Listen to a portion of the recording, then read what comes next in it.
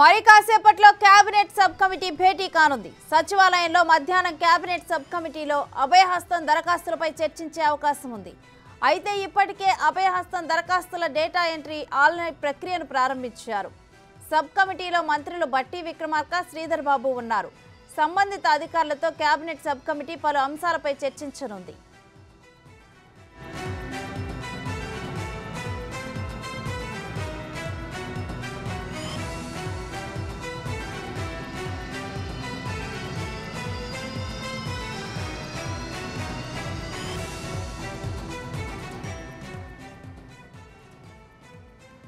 మరి కాసేపట్లో cabinet sub committee భేటీ కానుంది. సచివాలయంలో మధ్యాహ్నం కేబినెట్ సబ్ కమిటీలో అభయహస్తం దరఖాస్తులపై చర్చించే అవకాశం ఉంది.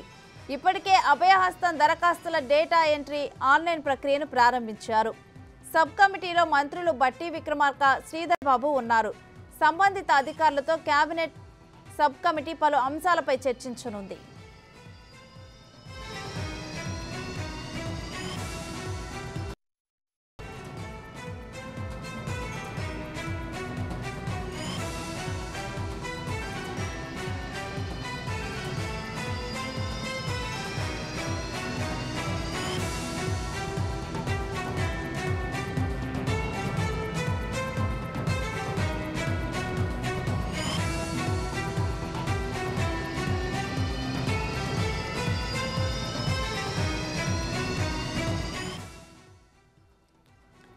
మరి కాసేపట్లో కేబినెట్ సబ్ కమిటీ భేటీ కానుంది.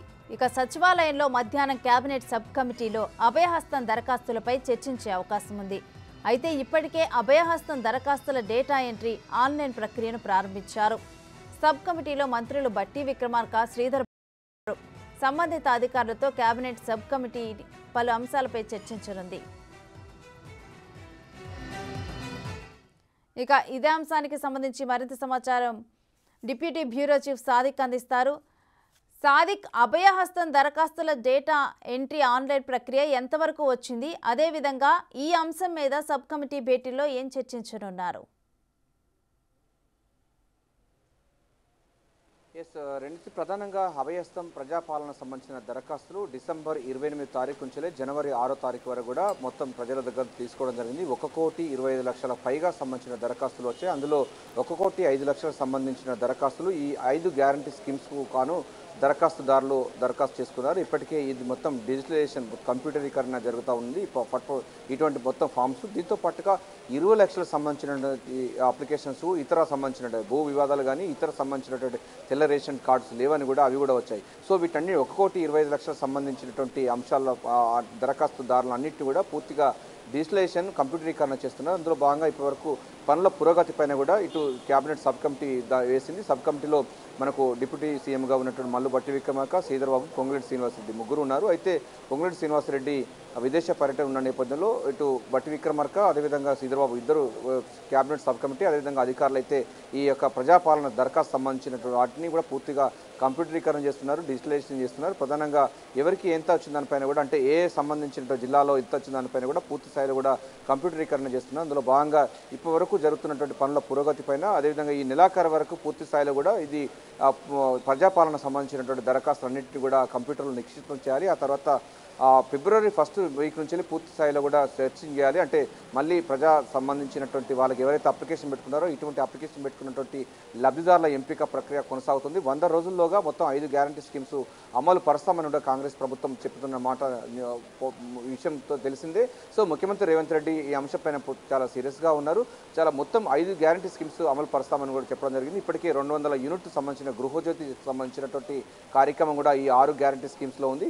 గృహజ్యోతి సంబంధించి దానిపైన కూడా ఇప్పటికే అధికారులకు ఆదేశాలు జారీ చేయడం జరిగింది. ఇప్పటికే మహాలక్ష్మి స్కీముతో భాగంగా ఉచితంగా ఆర్టీసీ బస్సుల్లో మహిళలకు ఫ్రీ ప్రయాణ సౌకర్యం కల్పించింది. అదేవిధంగా రాజీవ్ గాంధీ ఆరోగ్యశ్రీ సంబంధించినటువంటి 10 లక్షలకు సంబంధించినటువంటి బీమా సంబంధించిన కార్యక్రమం కూడా కొనసాగుతుంది.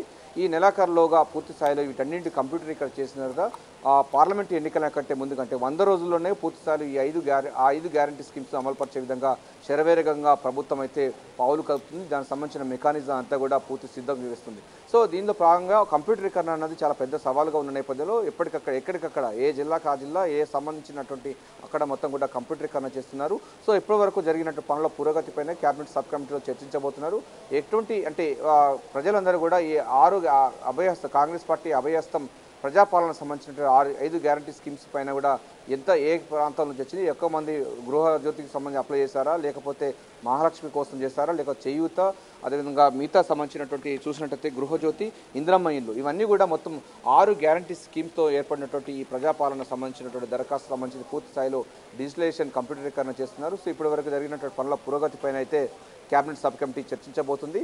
ఈ నెలాఖరుగా పూర్తి స్థాయిలో కూడా ఇది కంప్యూటరీకరణ చేసి ఫిబ్రవరి ఫస్ట్ వీక్లో పూర్తి స్థాయిలో మళ్ళీ వెరిఫికేషన్ ఉంటుంది. వెరిఫికేషన్ అయిన తర్వాత ఈ 5 గ్యారంటీ స్కీమ్స్లో అమలుపరిచే విధంగా ప్రభుత్వం అయితే కసరత్తు ముమ్మరం చేసింది. గృహజ్యోతి కూడా దాదాపు ఖరారు అయిపోయింది. 200 యూనిట్ల వరకు గృహ వినియోగదారులకు ఉచితంగా విద్యుత్ సరఫరా చేస్తామని కూడా కాంగ్రెస్ పార్టీ అభయస్థంలో గృహజ్యోతి కార్యక్రమానికి సంబంధించిన గ్యారంటీ ఇచ్చింది. దాన్ని కూడా అమలు పరిచేందుకు శరవేగంగా అధికారులతో సంప్రదింపులు చర్చలు కొనసాగుతున్నాయి. ఏదైనప్పటికీ ఈ ప్రజాపాలన సంబంధించిన దరఖాస్తులు 1,25,00,000 పైగా సంబంధించినటువంటి ఫామ్స్లో ఈ 5 గ్యారంటీ స్కీమ్స్ సంబంధించిన అభ్యర్థులు 1,05,00,000 మంది ఈ 5 గ్యారంటీ స్కీమ్స్ అమలుపరిచే విధంగా ప్రభుత్వం చిత్తశుద్ధితో ముందుకు పోతుంది. సో లబ్ధిదారుల ఎంపిక అనేది పారదర్శకంగా ఉండే విధంగా ప్లాన్ చేస్తుంది రేవంత్ రెడ్డి సర్కార్. ఏదైనప్పటికీ ప్రజాపాలన సంబంధించినటువంటి చేసినటువంటి కేబినెట్ సబ్ కమిటీ ప్రజాపాలన దరఖాస్తుల యొక్క విధి విధానాలు, అదేవిధంగా దీన్ని అమలు కోసం చేసినటువంటి కేబినెట్ సబ్ కమిటీ మరి కాసేపట్లో భేటీ కాబోతుంది.